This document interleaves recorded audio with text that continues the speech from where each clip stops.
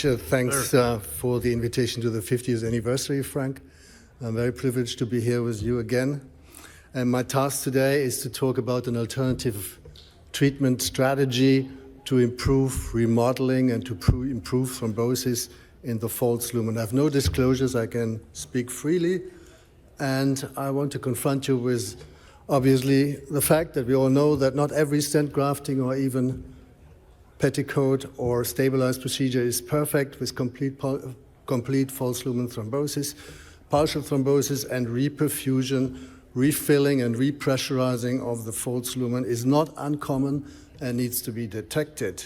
So we're dealing with a problem in the follow-up of a treated patient with type B dissection or similar pathology. Here's such an example of failure of remodeling due to false lumen flow and pressure, and as you can see from left to right, the stent is in place, but there is still perfusion to the false lumen, and with time, expansion of the false lumen on the lower row, easily detectable, which calls for action.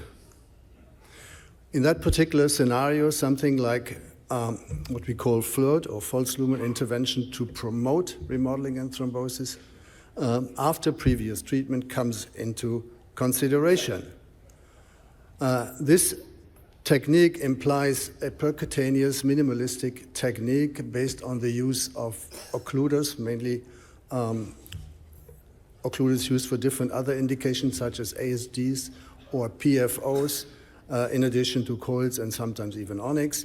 It promotes the false lumen thrombosis to initiate finally remodeling over time, and it is amenable to communication in any kind of dissection in any kind of location, even in the ascending aorta, and possibly avoids the need for further work on the descending aorta due to expansion. Here's an example of a complicated aortic dissection with difficult anatomy. You see a lusoria anatomy, acute dissection complicated by malperfusion issues. The first TIVA was a stent graft with additional chimney, as you can see. There was an issue with reperfusion of the false lumen as seen on the reconstruction on the lower part of the image, and the need for additional ancillary work to complete false lumen thrombosis. And that was done by using access to the false lumen through a distal reentry tear, identifying the problem proximally, dropping some coils, and finally an occluder in the false lumen, and initiate thrombosis, as you can see. On the lower part in the center, you see the occluder and no more flow in the false lumen. Patient will, of course, be followed, and the follow-up is shown here in a sequential picture from left to right with a decent result over time. It's another example of a similar strategy in a type A scenario, a patient who was not a candidate for open surgery, of course, due to high risk of 21% Euroscore. He had a decent anatomy for an occluding approach using a PFO, an ASD occluder in this case, as you can see here. The true lumen is imaged. You see the spillover into the false lumen. The false lumen was navigated using the appropriate Mullins catheter. Coils were dropped initially to create a nidus of thrombosis and finally topped up with an occlusion by an ASD occluder. Here's a follow-up from top to bottom. After 6 months, you see an entirely remodeled ascending aorta with no more traces of filling of the false lumen.